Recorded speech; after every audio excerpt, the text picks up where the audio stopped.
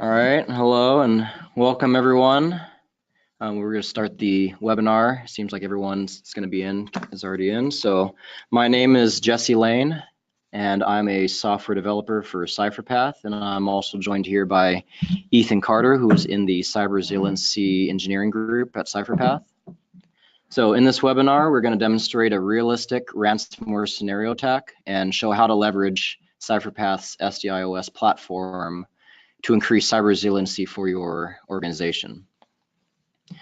So before we start, we'd like to ask that all questions be held to the end until the Q&A portion of the webinar. Excuse me. Feel free to submit any questions through chat, but we won't be addressing them until the end. And we also have a couple poll questions to keep things interactive. So we're going to go ahead and publish our first poll question, so feel free to interact with that and answer it.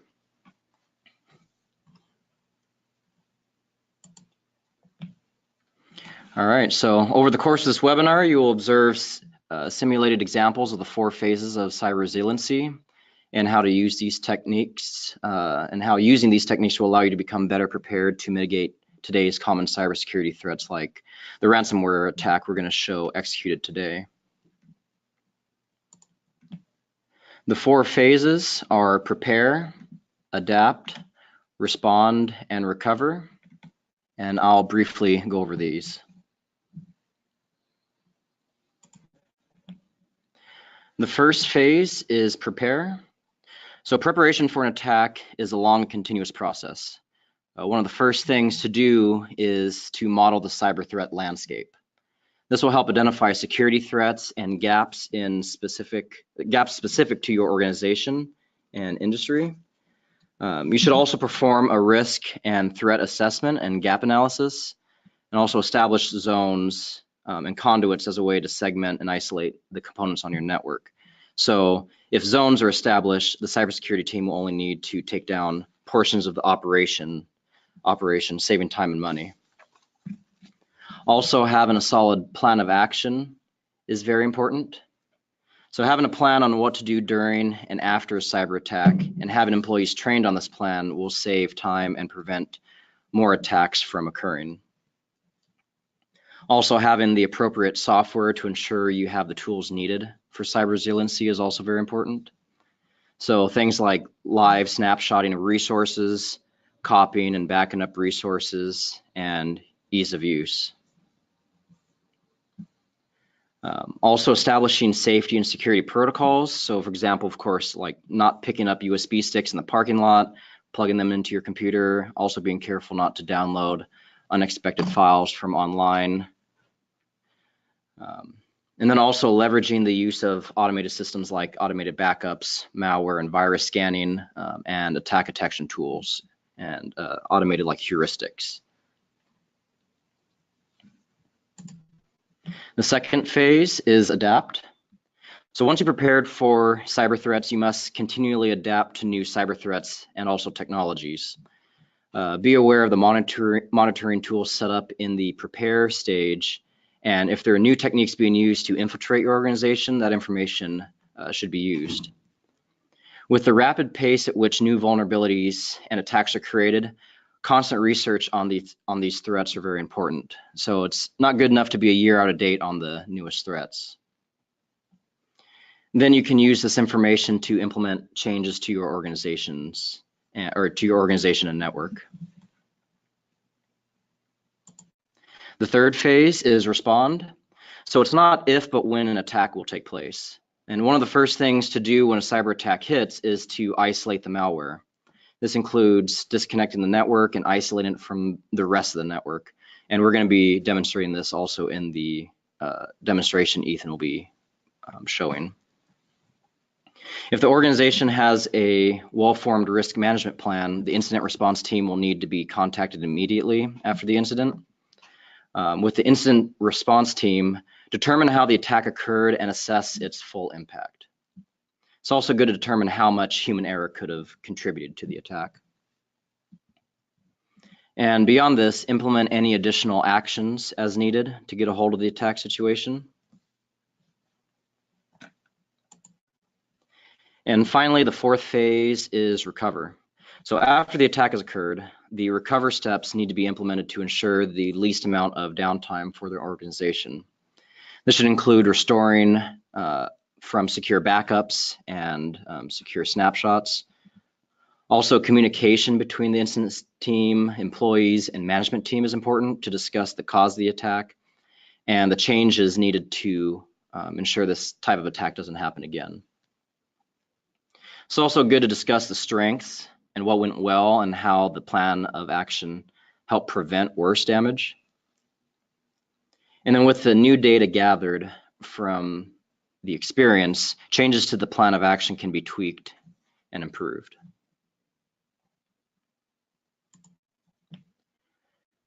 So mitigating and recovering from a ransomware attack is crucial in today's world. The use of ransomware scams have grown internationally since around 2012. After only the first 6 months of 2018 alone, there were over 181 million ransomware attacks committed globally. This calculates to about a 229% increase for the same time the year before. This was gathered from a 2018 SonicWall cyber threat report. So in a ransomware attack, an attacker encrypts all your data until you pay up. There's no way to decrypt your data yourself once this happens. An attack can come from an infinite number of vectors, but most commonly it comes from employees failing for phishing emails, clicking on malicious files, clicking on malicious links, commonly known as social engineering. So from that point, you have very few options. One is paying the ransom, which has no guarantee of your assets returning. Another is restoring your environment to a previously known good state before infection. One of the problems, though, in IT is the difficulty in controlling a whole office network and preparing for a cyber attack. In hardware, it's much more difficult to take live snapshots of machines, say change hardware resources, make duplicates of hardware dynamically, and logically segment out the network visually. So the resiliency software we're going to use today to solve that problem is Cypherpath SDI OS. And it's an operating system that delivers complete IT infrastructure and applications into portable, self-contained software-defined cyber environments.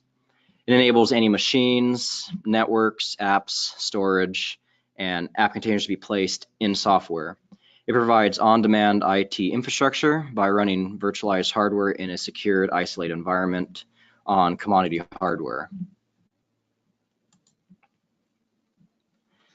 This means you can build out networks of virtual machines in a single environment and be able to interact with it fully in software. So if you'd like to share the environment with, say, another office or another user, you can export the whole topology as a single file that can be imported into another SDI OS deployment as an exact copy of the original. And we'll be showing many more features of this SDI OS in the demo portion of the webinar. I also like to go over the infographic here to the left of what Cypherpath SDI OS is. So at the top, you can see there's a couple of what we call SDIs. This is what contains the VMs, the containers, networks, ISV tools. We got Ubuntu, Docker shown up here. So anything that can be virtualized can be placed within an SDI. Also, Ethan will be showing the Cypherpath Hub. And in there, we have examples of a few of these that are actually pictured up here. For example, we have some Ubuntu VMs, Docker containers within some of the cyber environments on the hub.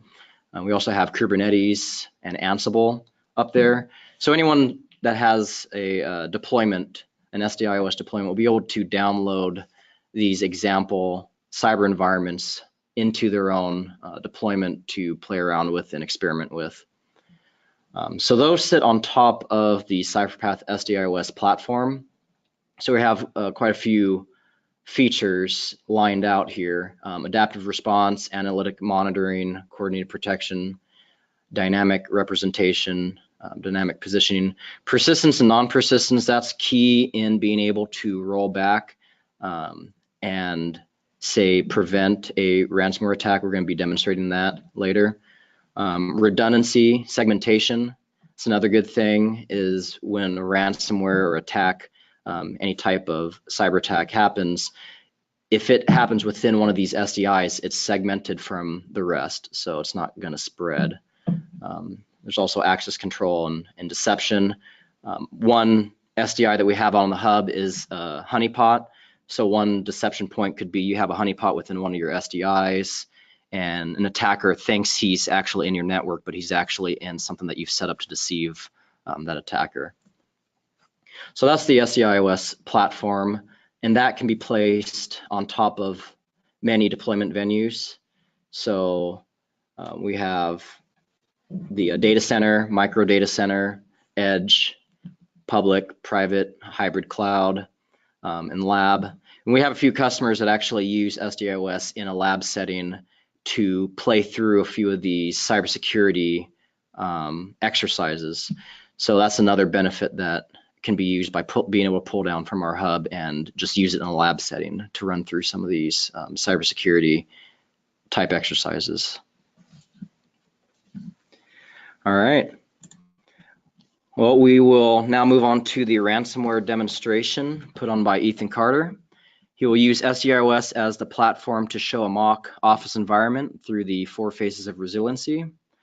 First, he will finish building out the office network topology in the prepare phase. Then he will discuss the adapt phase, including the use of the Cypherpath hub resource. He'll be showing more examples of that. And then he'll cover the last 2 phases of responding and recovering from a malware attack. So I'll hand it over to Ethan. Thank you, Jesse. So we're in our preparation phase, and the strength of your defense comes from how you prepare your network. So we'll go ahead and do that now. We're adding a new Office subnet, so we're going to start with a base Windows 7 workstation and suss out the licenses and users later. So rather than doing them individually, we're going to use a batch creator to create 4 of the same image that has a base install of Windows with a generic username that we can change as we configure things. We're going to choose that base install. We're going to connect everything to the first floor office. We're going to name the template WinStation. Since we want 4 of these, we're going to set this to 4, and then about 4 gigs of RAM each should be good enough. We're going to keep the rest of this pretty standard.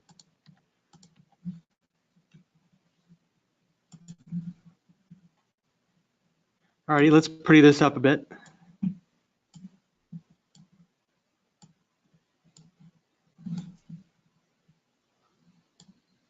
All right, and as part of our setup, we're also including Nagios.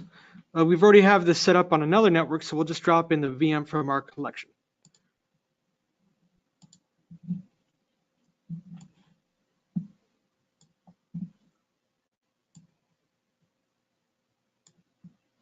And connect it to LAN 4 and set its role to server.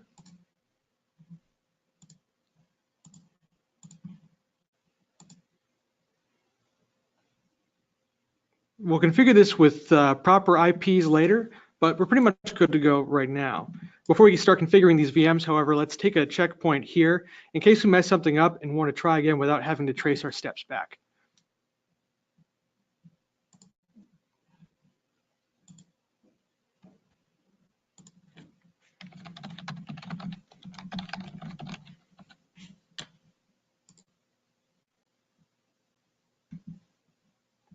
This will create snapshots of each VM that will work a bit like saving in a video game.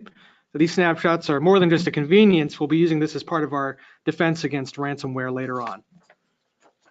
We've got our basic network outline ready to be configured and customized. We'll skip ahead to a fully configured network that we've already got waiting to save on time.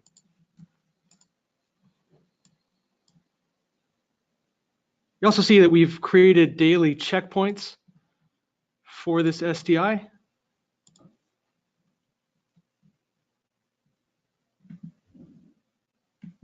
And these are really good to fall back to either as for the entire network or individual VMs. We'll go ahead and make another checkpoint now. Oops.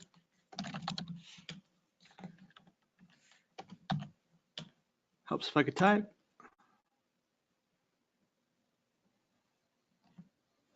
And we can restore the entire network pretty quickly live. So we'll go ahead and demonstrate this with Jay Reed's workstation now.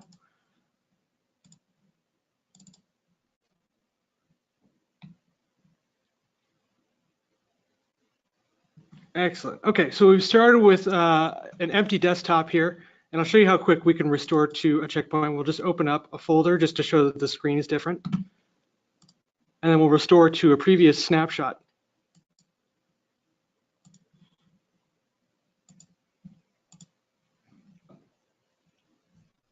And just like that, we're back. While live, the VM will restore to previous state, which is pretty useful for trying out new software configuration changes that could be potentially frustrating to undo, which vastly reduces the amount of labor for IT. So now we're on to our adapt phase. And as part of our security strategy, we've saved our environment as an SDI file and redeployed our environment twice.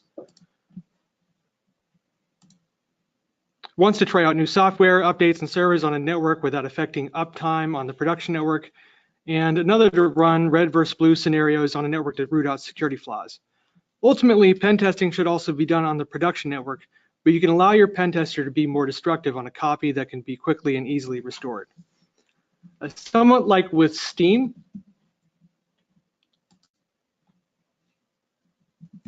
where you can buy games and download them from the store, with SDI OS, you can visit our hub and download free SDIs to play with, or even connect to your own network.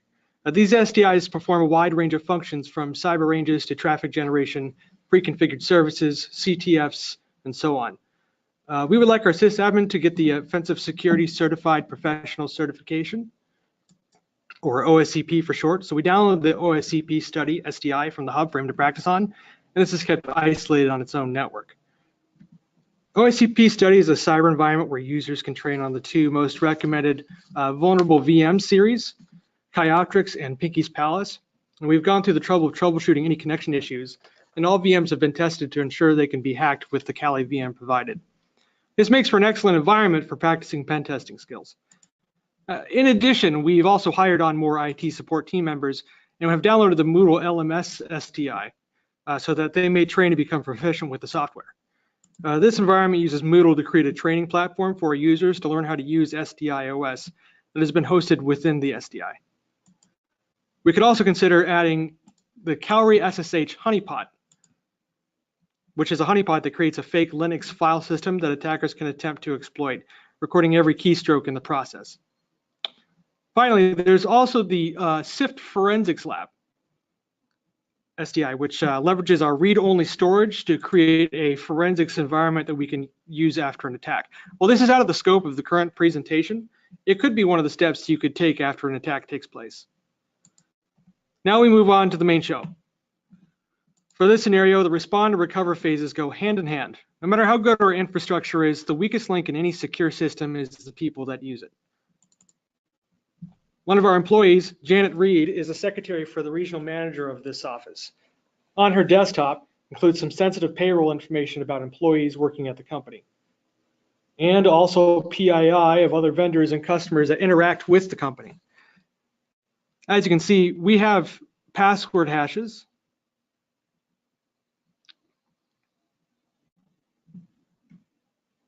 and when we scroll all the way to the right, we have social security numbers. As a disclaimer, none of this data is real. So let's say Janet Reed checks her email every day, but this day she gets an interesting email. It's an email from her boss asking her to process a document with high priority. Fortunately for her and for us, there's something terribly wrong with this email. When she downloads the attachment,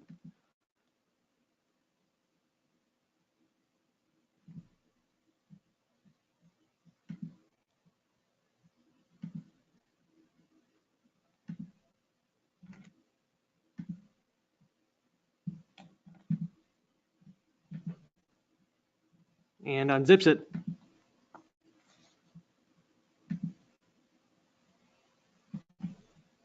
and clicks the PDF, this happens.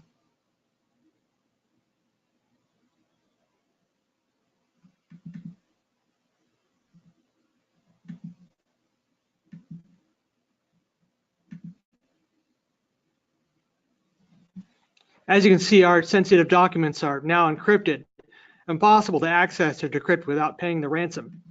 We've just become the victim of a ransomware attack, but fortunately, we've set up our network in such a way to really mitigate the damage of this attack. According to Jay Reed's training, the first thing she's done is inform IT, and that's us. First, we're going to isolate her workstation by unplugging it from the network, which is as easy as clicking on the VM and changing the NIC network to unplugged.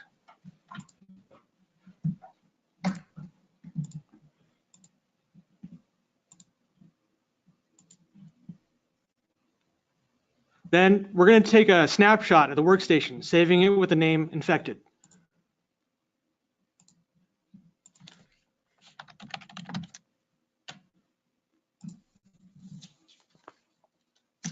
Next, we'd save and export the SDI and move it to an isolated network by stopping all machines on the SDI and then stopping the SDI itself before exporting it.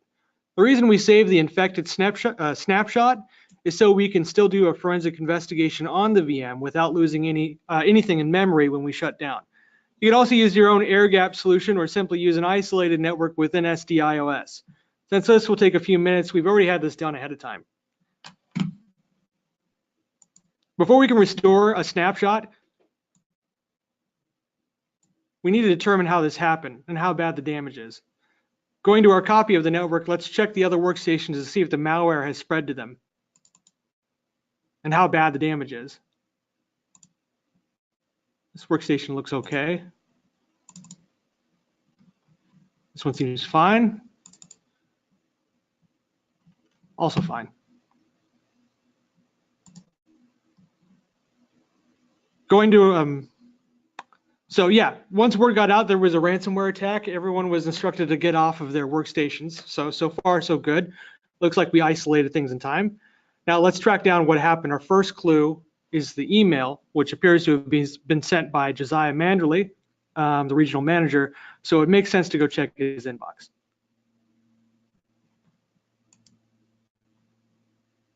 So if we look in the sent box and the trash, it doesn't look like there's the aforementioned email. So we'll have to look a little bit deeper and determine what happened. We're going to have to go to the email server.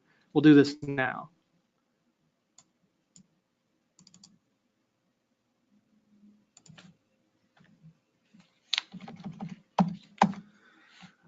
Since a malicious email was sent to Jay Reed, we'll go ahead and look at her inbox more closely on the email server itself.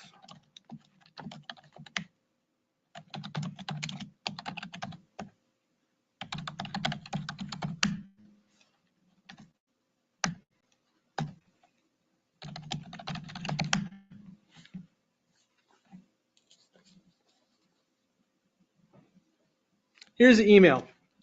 It appears our hacker altered an email to change the addresses, but forgot to change one thing.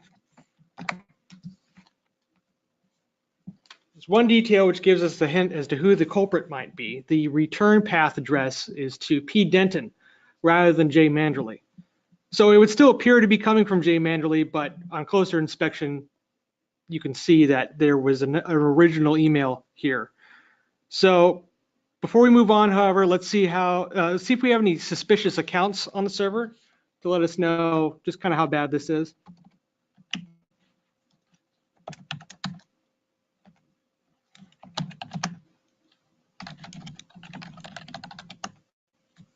All right, so the most recent user created was pwned, so it's pretty safe to say that's a pretty clear indication that we have been. So next, let's navigate to P. Denton's workstation, see what we can see. We have a folder on the desktop. There we have it. There's the malware and the PDF itself that was sent to Jay Reed. So not only do we have a ransomware attack, we have a ransomware attack initiated by an insider threat. After further investigation, we determined that the damage was successfully contained to just Jay Reed's workstation. A few other employees were emailed the same file, but were informed to not log into their email by the IT team before they could get a chance to use it and the malware could spread.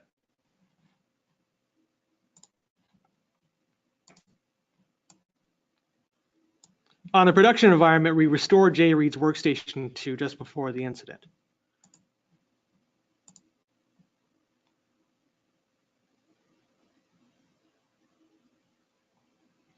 And we'll make sure that we delete the infected snapshot. And then we'll reconnect JRead to the network. We'll manually fix the email server later, as that's also sort of out of the scope of this presentation. And we'll make sure to remove any persistence in any users. P. Denton has been suspended until we can determine fault, as that account could have been compromised. His workstation and the copy of the network that existed when the incident happened have been saved and sent to a forensics team for further investigation. It's important to send this to a proper forensics team, as they have the tools and expertise necessary to assemble evidence that is admissible in court. Having a copy of the network that exists before we do our own internal investigation is important so that evidence is not tainted. But we don't need to wait to hear from the forensics team before we're able to resume operations. And an incident response team can get started immediately. This concludes our demonstration.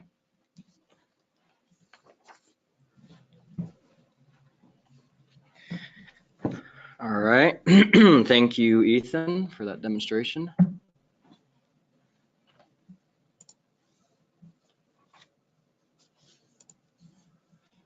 All right. Well, to recap, let's go over the 4 phases of cyber resiliency. All right. First thing is make sure you prepare. Model your cyber threat landscape, have a plan of action. Second, ensure that you are always adapting to new threats and incorporating that back into your plan of action. Third, when the attack takes place, respond to the cyber threat by executing the plan of action, isolate the malware, and communicate with the incident response team, as we did in this demonstration. And fourth, recover by restoring from backup and snapshots, like we showed here with SDI OS, and review the incident to gather as much useful information as needed to help prevent another attack in the future. So with that, that concludes the webinar. Before we move on to Q&A, I also would like to make a plug that we are going to be in San Francisco, March 4th through the 8th at the 2019 RSA conference in the Moscone Center. So if you're in the area, please come down and check out our booth. We'll have an SDI OS deployment set up with this ransomware environment, as well as a few others from our Cypherpath hub. So we'll have a virtual internet, traffic generation, OSCP study, cyber environments for people to experience and play around with. So with that, thank you everyone for attending our webinar, and we'll get on to Q&A. Also, we have our website link and hub link, so if anyone wants to go check it out, it's at cypherpath.com is our website, my.cypherpath.com/hub to view some of the cyber environments that we have available for anyone to download. So with that, we'll run through any questions submitted through chat and answer any other questions people might have.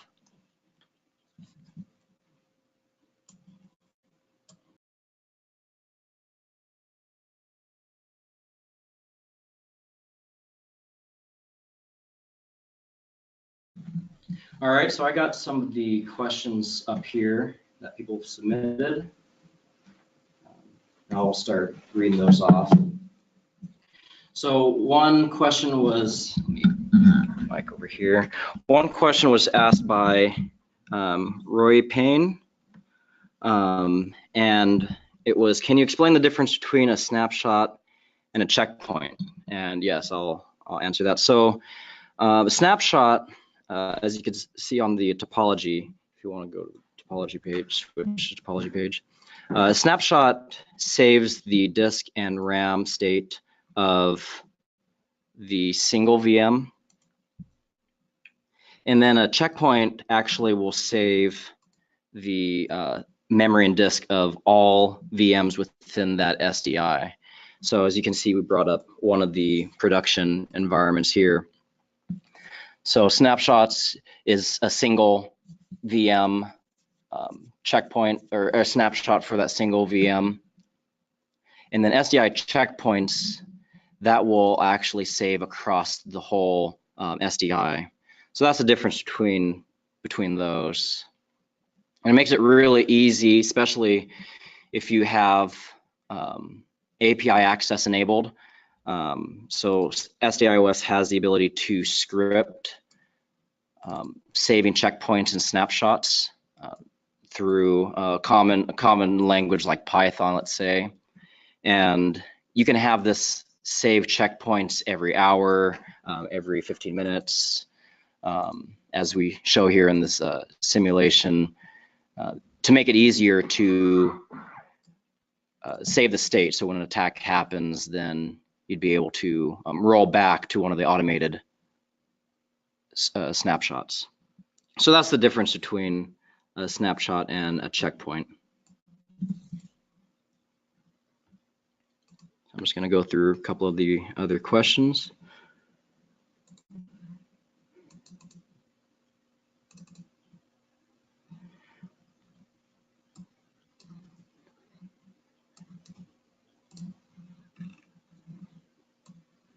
All right, so another question we have is, what would have been the restore phase if the threat was an outsider threat and had infected the entire network? So like the worst case scenario.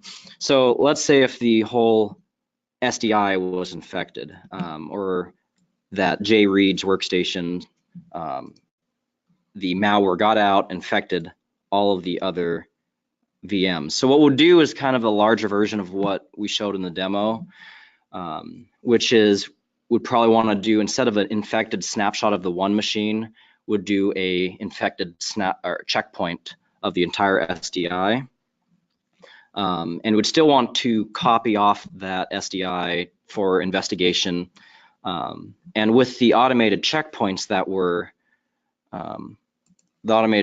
being run by the API, let's say by a script, if there was a checkpoint saved earlier that morning, you'd do the same thing, but on a larger scale. You would restore the whole checkpoint for all the VMs. That would restore any of the other VMs that were infected, and bring them back to the state that were saved from that checkpoint earlier on. So that's if it was an outsider threat and actually infect the entire network, that wouldn't be too difficult with SDI OS to roll back the entire SDI. And we also have a feature where these VMs have golden copies. So even if that weren't the case, you'd still be able to shut down the SDI, turn persistence off, and all the VMs will go back to their golden original state that may have been saved on there. So it's kind of like deep freeze option for some people might be familiar with, where you shut down the VM and you bring it back up and it's back to the same original state that it was saved as. So that's the answer for that one. Let me go through a couple of these other questions.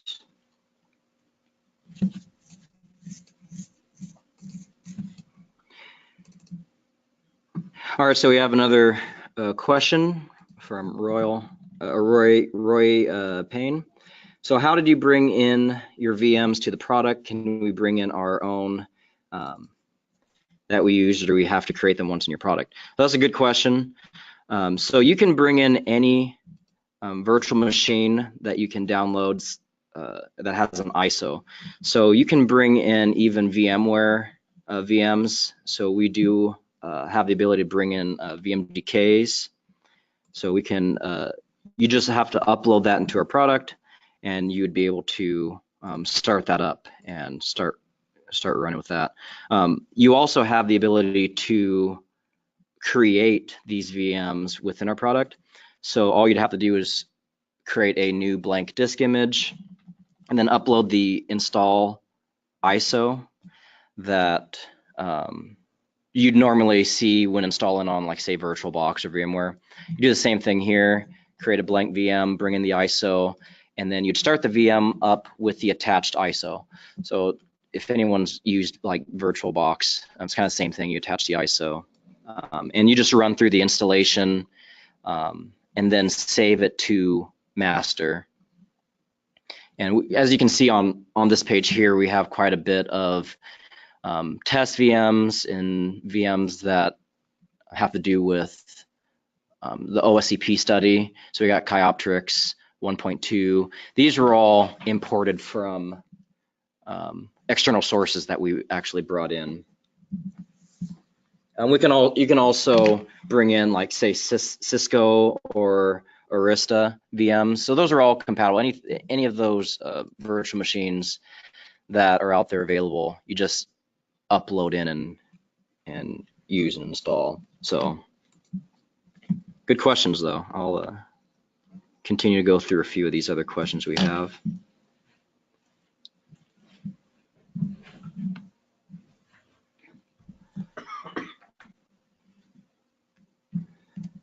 All right.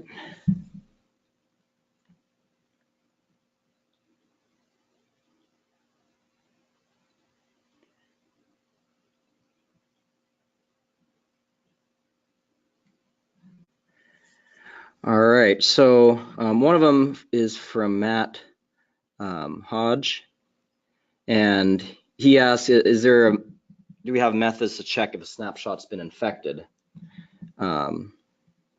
And that's pretty easy. All you do is you'd be able to restore any of these snapshots, and you can scan them once they've been restored to. So a lot of the times when you load these snapshots, you can maybe run other type of forensics tools. And you can also use, like, third-party security tools. So what I would recommend, say, if you wanted to go through and check some of these snapshots, is you would disconnect it from the main network if you were suspicious of one of the snapshots being infected. And then you would attach any other security tools. We have some examples of that on our Cypherpath hub. We have the SIFT, the SIFT cyber environment, and that one you can install and play around with to do any type of reconnaissance or using any tools that it has to check if it's been infected, scanning the VM through other means. So yeah, that would be pretty easy to do. You just disconnect it from the main network, restore it, and use any third-party security tools. So it's a good question.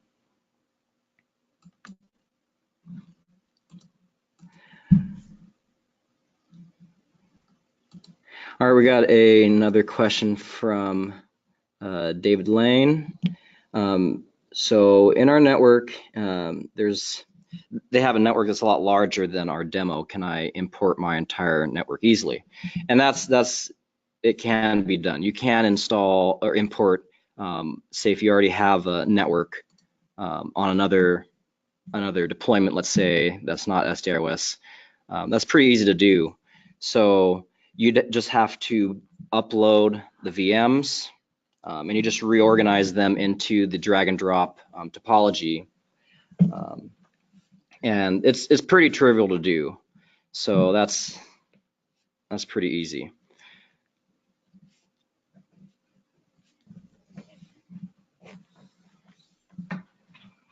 And also Cypherpath SDI OS also does cluster. So let's say if you did have a large network, all you have to do is continually add new nodes. So each node, or usually our VMs support per 10 cores per VM, 10 cores per VM. So say if you have a 200 core VM, that'd be able to support 20 VMs. So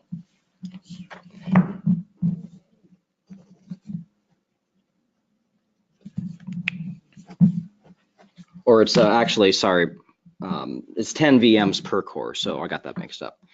But you'd be able to continually add multiple nodes that supports various VMs. So yeah. Okay. All right, we got another question. So is there any worry that your malware ransomware would bleed over into other SDIs? So I kind of touched lightly on that earlier in the in the first slides about segmentation.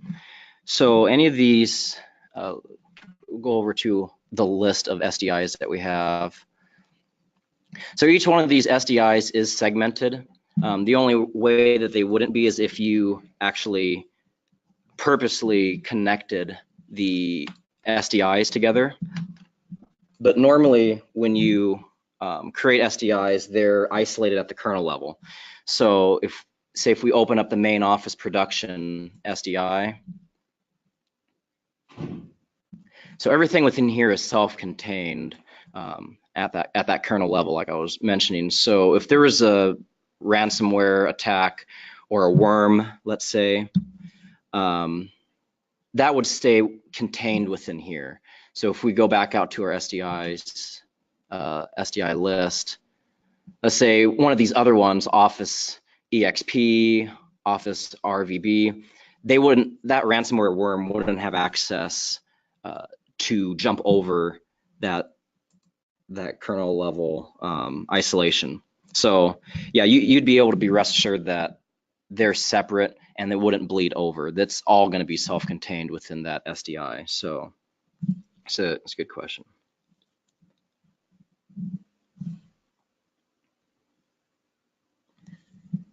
Okay, I'm just going to look over a couple of these other questions.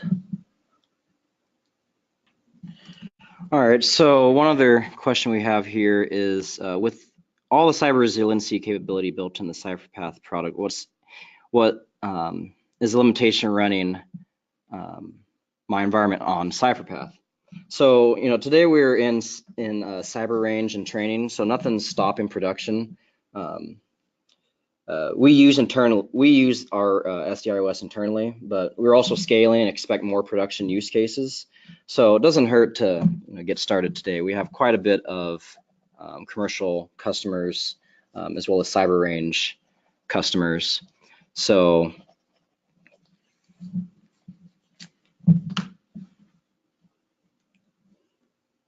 it's just where we are as a company. So feel free to go to our website and check out some of the other features that we have. And yeah, you can just get started at any point, even on production. So it's a good question.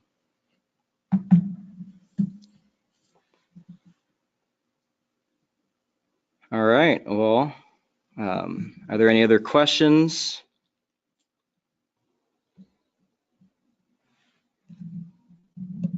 All right, well, thank you everyone for attending our webinar. And if anyone has any other questions you guys have, feel free also to email us. You guys can email us at support@cypherpath.com if you guys want to have any inquiries or any other questions later. So yeah, feel free to contact us. Also on our website there's a contact page, so don't be scared to fill that out and just get in contact with us. We're really open.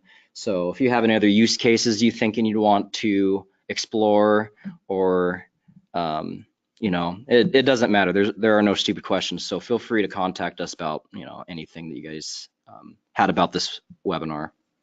So all right, thank you, and thank you for attending.